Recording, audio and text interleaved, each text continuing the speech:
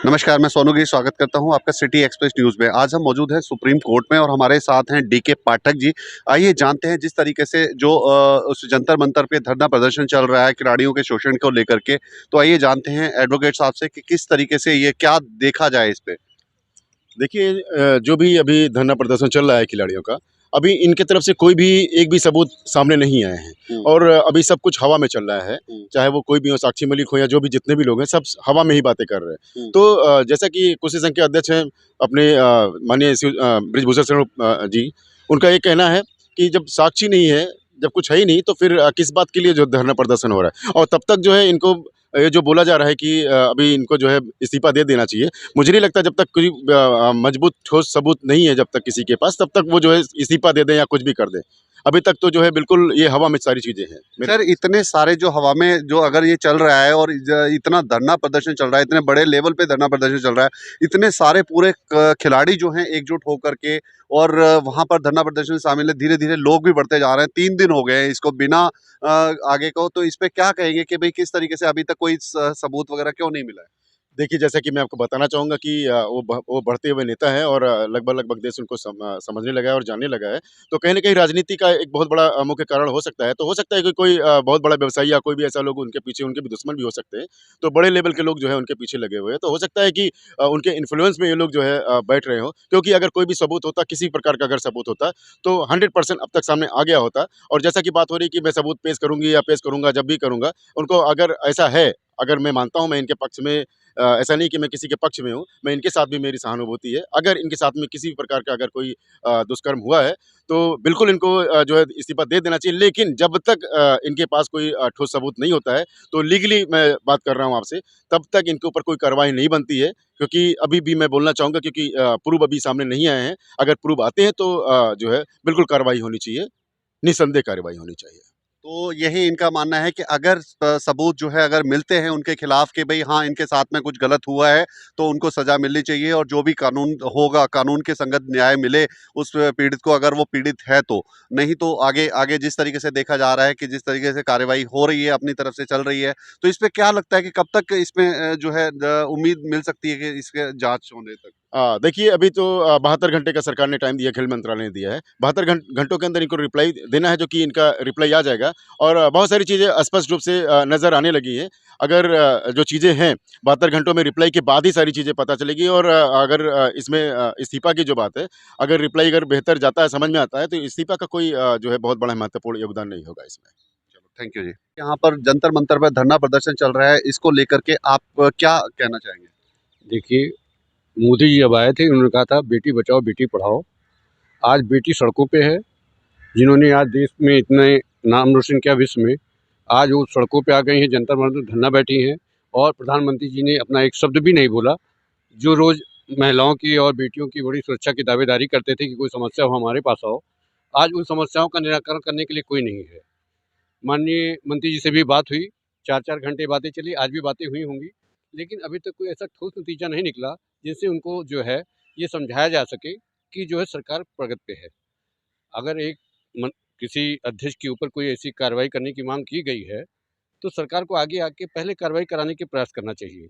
ना कि ये पल्ला झाड़ लेना चाहिए कि ये इंडियन ओलंपिक संघ इस बारे में कार्रवाई करेगा।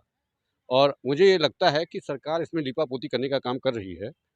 इसमें पहले तो उनके खिलाफ कार्रवाई करनी चाहिए और सरकार को चाहिए था कि पहले एफआईआर दर्ज करा के इसमें जाँच शुरू करा देनी चाहिए थी। और अगर जाँच होती तो शायद निष्पक्ष होता, अगर अध्यक्ष जी भी निष्पक्ष होते तो भी सामने आता। लेकिन सरकार जो है बातचीत के ज़रिए जो है काम करना चाहती है। तो मुझे ये लगता है कहीं न कहीं जो है सरकार का इसमें किसी तरीके से, चूँकि उन्हीं की पार्टी के सांसद हैं और 5 बार से लगातार रहे, बाहुबली भी हैं, उसको देखते हुए सरकार शायद उनको बचाने का प्रयास कर रही, कि हो सकता है कि आने वाले 2024 में उनकी ज़रूरत पड़ेगी। अगर कहीं वो फंस गए या कोई ऐसी बातें हो गई तो हो सकता है चुनाव में फर्क पड़ सकता है। हुँ। तो वो पार्टी अपने एक सांसद को खोना नहीं चाहती है, चाहे उसके लिए किसी को पीड़ित को न्याय मिले या न मिले। सर एक बात बताएँ कि जिस तरीके से ये जो खिलाड़ी है, कोई छोटा खिलाड़ी नहीं है, इतने बड़े लेवल पे जिनको इतने सारे पद मिले हुए हैं।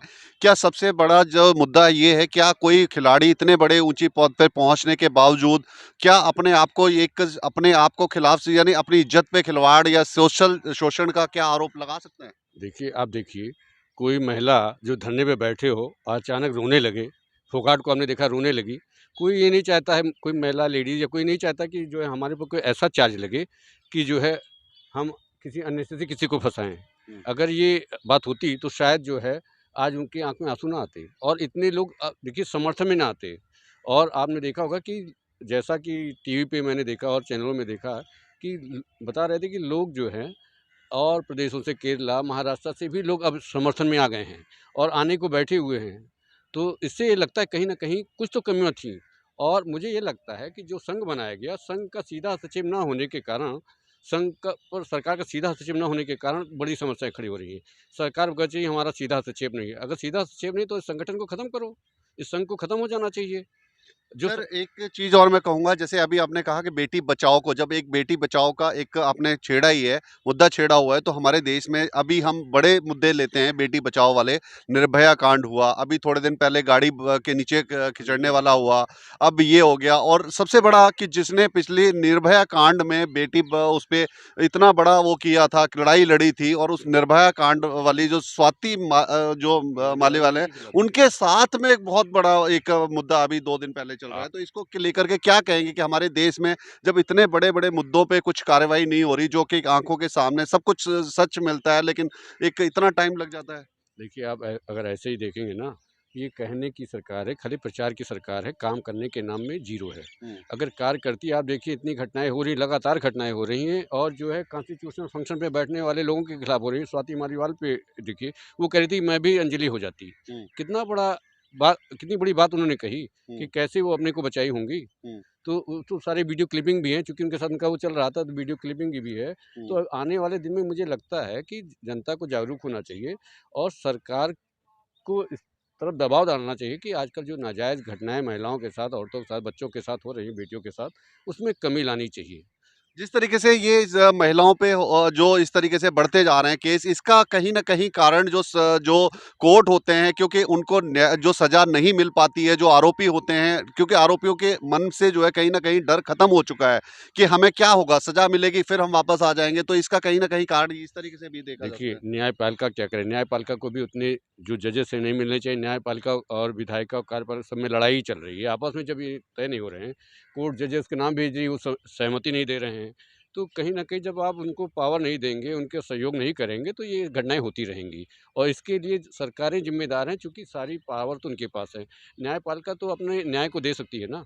न्याय का पालन कराना तो सरकार का काम है। तो कहीं न कहीं ऐसा लगता है कि जो न्यायपालिका जो कोर्टों में जो जितने वो मिलते हैं, वो उस तरीके से कि कहीं न कहीं सरकार पे लेकर के भी है। नहीं, सरकार तो सरकार चाहेगी तो कोई घटनाएँ कम से कम होंगी। सरकार का उपयोग सही नहीं है, इसलिए सारी बातें हो रही हैं। सरकार जो है अपने दायित्वों को निभा नहीं रही है, केवल वो मुझे तो लगता है कि जो अब जातिगत ज़्यादा हो गया है, हिंदू-मुस्लिम हो गया है, इन घटनाओं से ही सारी घटनाएँ बढ़ रही हैं और इस पे रोक लगनी चाहिए और सरकार को विशेष ध्यान देना चाहिए, छवि सुधारनी चाहिए, जो आज उसकी इमेज खराब हो रही है। दिल्ली पुलिस का हाल तो आप देख ही रहे हो कैसे क्या है। इन सब घटनाओं को रोकने के लिए सरकार को भी जवाबदेही होना चाहिए।